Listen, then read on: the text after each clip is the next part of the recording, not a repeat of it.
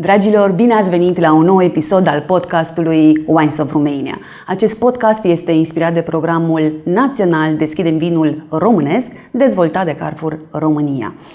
Astăzi am o invitată cu adevărat specială. O am alături de mine pe Iulia Ramona Chiriac, șefa reprezentanței Comisiei Europene în România. Înainte de a începe, îmi doresc să vă citesc câteva informații în ceea ce o privește pe Ramona, pentru că mulți o cunosc doar ca șefa reprezentanței Comisiei Europene, dar cred că merită câteva cuvinte. În această calitate, de la 1 iulie 2021, este reprezentanta oficială a Comisiei Europene în România sub autoritatea politică a președintei Ursula von der Leyen. Doamna Chiriac are o experiență de aproape 20 de ani în afaceri europene, a fost consul general al României în landul Bavaria din 2016 până în 2021 și face parte din Serviciul Diplomatic Român din 2008. Înainte de asta a lucrat în administrația publică centrală și locală din România, având atribuții legate în special de pregătirea autorităților locale române pentru aderarea țării la Uniunea Europeană. Doamna Chiriac a absolvit Facultatea de Studii Europene a Universității Babeș-Bolyai din Cluj-Napoca, are 2 diplome de master, una în studii europene și alta în studii de gen. Ramona, bine ai venit la podcastul nostru Wines of Romania. Mulțumesc din suflet pentru invitație. Aștept de mult să ne întâlnim și să povestim. Mulțumesc. Ramona, ai absolvit studiile la Cluj, dar de unde ești deloc? Din Bacău. Deci cu trenul 12 ore pentru a ajunge de la Bacău la Cluj. O călătorie epopeică din toate punctele de vedere, dar de care mă bucuram mereu pentru că aveam ocazia să-mi văd și țara. Ai avut, înainte de a călători, înainte de a petrece foarte mult timp, ai petrecut foarte mult timp pe teritoriul Germaniei, înainte de asta, ce ți-aduce aminte de cum era vinul înainte? Nu acum vinurile sunt toate faine, producători care mai de care. Ce amintiri ai legate de vin din adolescența ta? Îți spun cum era vinul înainte, nu știu dacă o să-ți placă amintirea mea. Amintirea mea cred că e a multor români, să zic, de vârsta mea, care merg să-și viziteze rudele în mediul rural sau petrec vacanța la bunici, la unchi, la verișori de acolo și atunci cineva coboară în beci, de unde vine plin de mândrie cu sticla din producție proprie pe care o toarnă în pahar și acele secunde în care producătorul respectiv așteaptă: îți place cum a ieșit anul ăsta producția? Că e un bunic, că e un verișor, încă o dată, acele secunde le prețuiesc în mod special și asta e amintirea de impact, faptul că în copilărie, cel puțin, mi se părea că fiecare e alchimist în domeniul vinului, fiecare avea, desigur, propria producție și poate o altă amintire și mai caldă e acel vin fiert.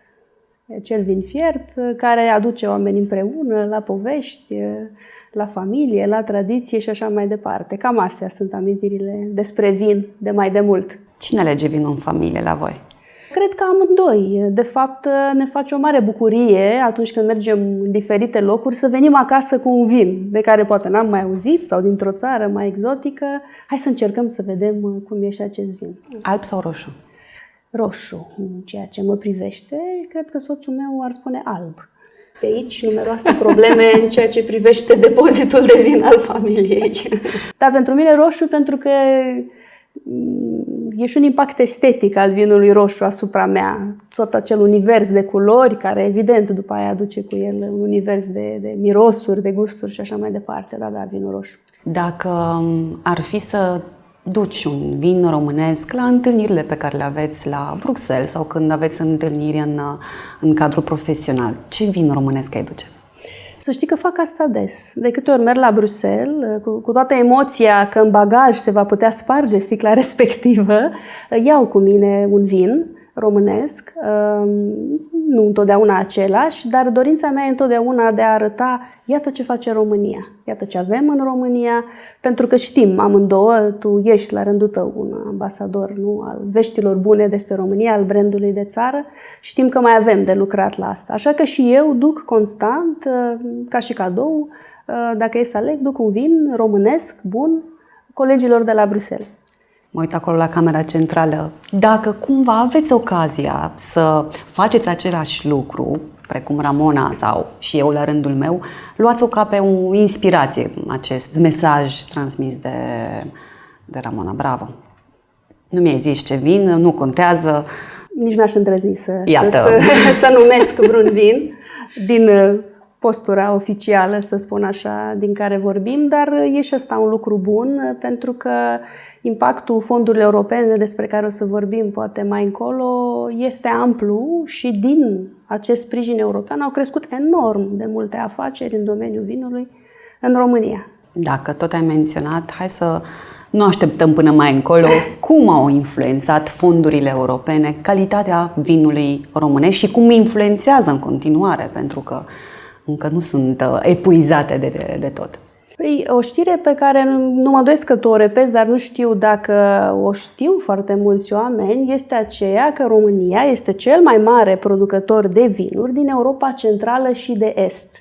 E ceva ce ar trebui să ne repetăm pentru a ne mândri cu asta în România. Da. Și dacă ne uităm la cei cu care se bate România în această competiție, Italia, Franța și Spania, care produc 80% din tot ceea ce înseamnă producție de vin în Uniunea Europeană, a fi pe locul 7 în Uniunea Europeană și principalul producător de vin în Europa Centrală și de Est, este un lucru excepțional. Iar asta pot să spun cu tot curajul și cu toată asumarea că nu s-ar fi întâmplat fără sprijinul fondurilor europene, al finanțărilor europene. Făcând un pas în spate, mă bucur să spun și aici faptul că România este un beneficiar net al fondurilor europene. Asta înseamnă că România primește înapoi de la bugetul comun de 2 ori mai mult decât contribuie. Sunt 83 de miliarde de euro primiți de România de când e stat membru până în acest moment. Bani folosiți oriunde privești în România pentru creșterea, dezvoltarea acestei țări. Vinul primește 46 de milioane de euro pe an, iar rata de absorpție în rândul celor care doresc astfel de afaceri este de 99%, ceea ce este un procent impresionant. Cred că e o bună practică în România, unde discutăm încă despre capacitatea de absorpție a fondurilor, despre a ști să aplici pentru o finanțare. Iată, în domeniul vinului se știu aceste lecții foarte bine. 99% din banii europeni disponibili sunt consumați, sunt atrași, sunt folosiți pentru creșterea acestui domeniu. Din cunoștințele tale, mai există vreo altă țară la același nivel, din punct de vedere a absorpției fondurilor europene? Cred că țările care au o cultură a vinului și care sunt și state mai vechi ca membre ale Uniunii Europene, știu să facă acest lucru de mai mult timp. De asta e și mai meritoriu pentru România faptul că într-un interval mai scurt a știut să dezvolte acest lucru. Suntem într-un domeniu care are o creștere extrem de accelerată, adică cu 20% a crescut domeniul în 2020-2021 față de anii anteriori. Deci în salturi se crește, așa încât este loc de multă dezvoltare. România în prezent produce 3% din tot ceea ce înseamnă producția de vin în Uniunea Europeană și cu asta este pe locul 7. De ce ar trebui consumatorii să aibă încredere în calitatea vinului românesc? Cred că sunt persoane mult mai îndrituite să ofere acest răspuns. Știi că inițial am răspuns invitației tale spunând, păi ce să fac eu într-un podcast despre vinuri? Sunt specialiști, sunt investitori, sunt oameni care asta fac. După asta, evident, această lentilă a fondurilor europene a devenit esențială și mi-am dat seama că dacă e un loc unde poți vorbi despre ce înseamnă pentru România beneficiul de a fi stat membru al Uniunii Europene, este și acesta al industriei producție vin. Ceea ce face Uniunea Europeană din perspectiva certificării calității vinului, știi foarte bine, sunt aceste etichete de calitate, DOP, care e ușor de reținut în limba română pentru că are mare legătură și cu domeniul, denumirea de origine protejată, nu? Și acel IGP, care este indicația geografică protejată. Și sunt 53 de vinuri românești deja care au primit aceste etichete de calitate. Mi-au pus colegii foarte atenți să și explic. Deci acest denumire de origine protejată înseamnă că toți strugurii folosiți la producția vinului sunt exact din acea arie geografică, în timp ce pentru a doua etichetă de calitate e vorba de 85%. Și asta e valabil și pentru multe produse alimentare cu nume sonore, care le știm și noi de mult, nu? Nu le enumăr, așa, ca să fim on the safe side. Dar și acolo, în industria alimentară, avem încet etichete de calitate românești. Deci asta face Uniunea Europeană pentru a certifica calitatea unui vin. Și simplu fapt că se investesc atâtea milioane de euro în dezvoltare, în inovare, în cercetare, cred că nu poate duce decât la calitate. Adică e o regulă pe care în orice afacere nu ai prelua-o, sper că duce la un rezultat calitativ. Am o curiozitate, Ramona. Brand de țară, vinul românesc, un brand de țară, asta ar fi un subiect pe care mi-ar plăcea să-l dezvolt alături de tine, dar și mi-a venit acum în minte vin produs în Europa. Dacă pe termen lung nu ar putea căpăta mai multă greutate, tocmai și datorită implicării Comisiei Europene sau Uniunea Europeană, cu cât capătă mai multă autoritate, recunoaștere, consumatorul în sine să capete și mai multă încredere atunci când vine vorba de certificările europene. De multe ori poate ne-ar putea avantaja atunci când vine vorba de export către Statele Unite ale Americii sau către Asia, vin produs în Europa. Eu, ca reprezentant al executivului european, nu pot decât să mă bucur de ceea ce spui, în ce sens. Totuși, motoul nostru este cel al unității în diversitate, desigur, dar al unității europene. Și atunci orice demers de unificare, cu respectarea acestui spațiu extrem de mare, al multiculturalității, al diversității, e binevenit. De fapt, suntem practic într-o situație de Made in Europe, Made in the EU, nu? De multe ori așa și scrie pe diferite produse. Iar politicile europene, cum este politica de coeziune, sub a cărei umbrelă avem și toată finanțarea pentru vin, tocmai asta își doresc, nu? Adică o viziune comună, europeană, un sprijin pentru toate statele membre și, în final, desigur, eticheta de calitate supremă, nu? Spre care spui tu că ai vrea să tindem, Made in Europe. Da. Europa este o forță. Este o forță economică. În spatele nu avem această forță a pieței unice. Este o piață de 450 de milioane de cetățeni, de afaceri, de idei, de inovație. Suntem un vârf de lance în enorm de multe domenii, așadar nu e doar un obiectiv, este un lucru la care lucrăm activ zi de zi și care se întâmplă, iar România este parte a acestui succes european. Știi de ce zâmbesc? Pentru că dacă nu reușim să facem ca vinul românesc să fie recunoscut ca fiind un brand de țară, măcar să reușim cu vin produs în Europa să fie recunoscut ca atare. Dar să știi că din afară vinul românesc este un brand de țară. Mulțumesc, Ramona. Poate știi că și eu, la fel, fiind foarte implicată în domeniul meu, văd doar mesajele anti-europene, știi? Ai tendința să vezi partea critică. Cred că vinul românesc nu ai avea altfel cum, pentru că la ritmul de creștere impresionant, pe orice sticlă te uiți, e plină de etichete cu medalii luate. Tu știi foarte bine, însoțești aceste vinuri în foruri europene, internaționale. Super medaliate, nu? Sunt vinurile noastre românești. Deci cred că suntem deja acolo, fără îndoială. Lasă-mă să reformulez. Este vinul românesc un brand de țară? Răspunsul scurt este da. Bravo! Fără îndoială, pentru că asta este lucru minunat și la acest proiect european. Respectul pentru identitatea națională, respectul pentru identitatea regională și acele etichete de calitate, da? Deci spuneam că e vorba de struguri care provin exact din acea arie geografică. Dacă legi asta cu ideea de identitate regională, nu? Și am fost la Raw Wine, la festivalul pe care organizezi, unde erau producători care prezentau vinul lor din 100 de hectare, regiunea, da, X, ca să nu dau un exemplu.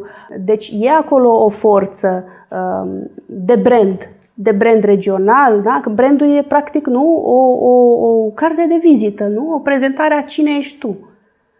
Și atunci mie îmi place foarte mult felul în care se declină tot ce înseamnă Uniunea Europeană prin mândria asta care o vezi exprimată în diferiți producători. E din regiunea asta, e din regiunea asta.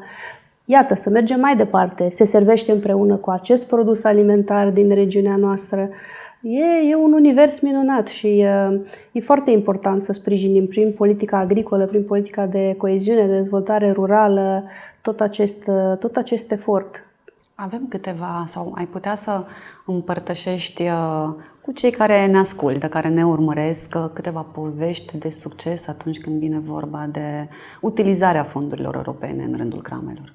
Fără a nominaliza din nou, îmi impun să fac lucrul ăsta. Chiar dacă nu suntem la televizor, să știi, adică fără nicio, dar înțeleg online poziția. Online este foarte mult televizor, online are mai multă forță, nu? Decât ceea ce înseamnă poate televiziunea tradițională. Dar pot să spun un lucru, vara asta am descoperit așa, la pas mărunt, dealul mare, da? Plin de crame, plin de afaceri, plin de mândria de a produce vin de calitate. Și oriunde am fost, bineînțeles, spre plictiseala deja a prietenilor mei, întrebarea mea era, sunt și fonduri europene implicate? Și răspunsul era da. Și nu vorbim de câteva sute de euro. Sunt crame care au atras 5 milioane de euro ca povești de succes. Și nu vorbim doar de finanțare crame, să se înțeleagă, aș vrea acest lucru. Uniunea Europeană oferă un sprijin multidimensional de la replantarea viței, de la dezvoltarea de laboratoare de testare, da? De la dezvoltarea de săli de degustare, adică tot ce înseamnă ecosistemul vin, să-i spunem așa, poate fi finanțat. Deci la o oră de București este plin de exemple de bună practică.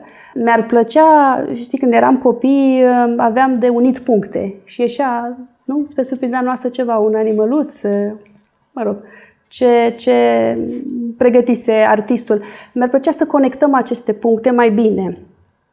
Un lucru care mi-l spuneau producătorii din zona dealul mare pe care i-am vizitat era nu avem spații de cazare.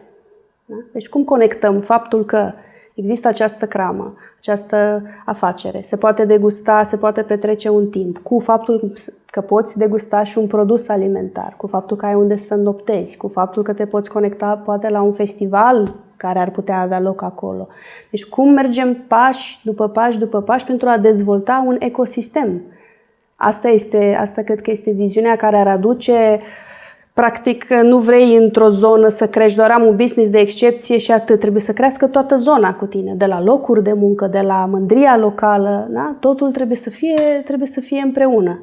Deci asta cred că e un punct unde se poate merge în continuare și știu că i-am văzut foarte preocupați acum de accesare fonduri europene pentru pensiuni, pentru a face... Sunt foarte multe povești de succes. Încurajez mereu telespectatorii sau oamenii cu care vorbesc să arunce un ochi, să fie atenți la panourile astea alb-albastru de care s-a umplut România între timp, pe care scrie finanțare europeană, proiectul X, suma, destinația. Este plină România de astfel de proiecte și ce vreau eu să se înțeleagă atunci când vorbim de bani europeni, că asta spunem, bani europeni. Mi-aș dori să legăm întotdeauna ideea de bani europeni de ideea de solidaritate europeană. Pentru că de asta România poate crește cu fonduri europene, pentru că este în Uniunea Europeană. Ce frumos este. Și din această solidaritate creștem toți. Această solidaritate cred că ar trebui adusă și în afara zonei economice.